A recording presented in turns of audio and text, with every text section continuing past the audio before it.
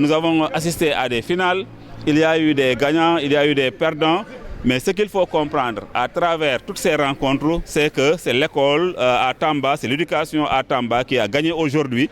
C'est donc le lieu de les inviter à redoubler d'efforts, à continuer les enseignements.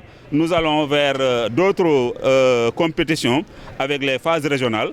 Donc j'invite ceux qui ont remporté aujourd'hui des victoires à se préparer pour les phases régionales, mais les autres également à soutenir les phases régionales en venant donc assister et participer massivement à ces activités qui vont suivre les phases départementales. Et le sport, c'est une contribution aux performances des élèves, même dans le domaine des autres activités d'enseignement, apprentissage.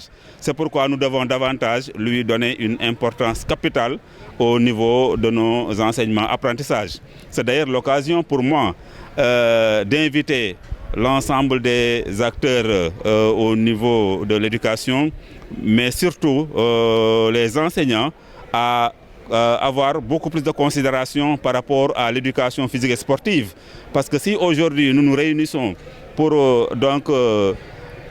les finales départementales après un long parcours par rapport à des compétitions qui ont été organisées au niveau district, au niveau des écoles, ça signifie qu'au niveau également de nos écoles, dans la classe, il y a dans l'emploi du temps la leçon d'éducation physique et sportive qui de plus en plus, en tout cas, n'est pas traitée, mais que nous devons donc revaloriser. Nous remercions maintenant les parrains.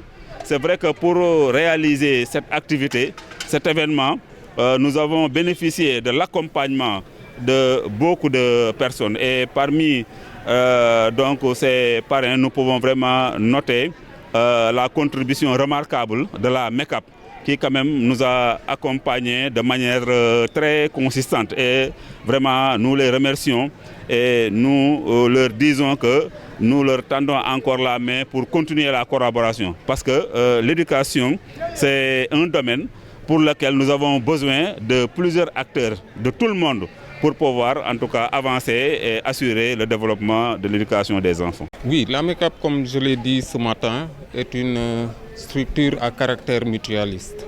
C'est-à-dire que c'est une structure qui ne cherche pas tout simplement à s'enrichir, mais qui cherche à faire de sorte qu'il y ait un développement socio-économique de la population. Qui parle de social, parle d'éducation, parle de sport. Et on a l'habitude de dire un corps sain, un esprit sain dans un corps sain. Le sport est le premier mode de prévention de la santé. Et quand on n'a pas la santé, il sera difficile de faire une production intellectuelle. C'est pourquoi la MECAP porte un caractère particulier au sport. Je rappelle tout simplement que la MECAP est détenteur et champion des équipes de structures de microfinance pour l'édition 2024. Et l'agent qui est au niveau de la MECAP est l'un des porte-standards de cette équipe. Donc c'est pourquoi aujourd'hui, face à cet appel, on ne pouvait pas dire non. Voilà, Tamba est particulier de par la population de Tamba. Pourquoi? Parce que nous avons senti le dynamisme avec lequel les membres de Tamba font en tout cas le dynamisme avec lequel ils ont adhéré à la MECAP. Je rappelle qu'également il y a beaucoup de dirigeants au niveau de la MECAP. Pratiquement 20% des dirigeants de la MECAP viennent de Tamba. Donc il y a cet engagement qui fait qu'aujourd'hui, Tamba, on lui porte une attention particulière. Et c'est parce que nous lui portons une attention particulière que le premier guichet identité MECAP sera fait à Tamba, sera construit à Tamba. Le terrain est déjà trouvé. On va vers la construction de ce guichet qui sera un modèle au niveau national. Donc également, c'est cet engagement qui a fait que M. Souleymane Diallo a été élu président du conseil d'administration de la MECAP. Le premier facteur de développement, c'est l'éducation. Quelqu'un disait que le développement, c'est la combinaison de facteurs sociaux et sociaux d'une population qui peuvent rendre apte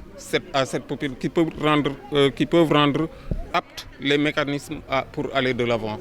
Maintenant, s'il n'y a pas une bonne éducation, on ne peut pas aspirer au développement. Et comme je l'ai dit tantôt, la MECAP œuvre pour le développement socio-économique de la population.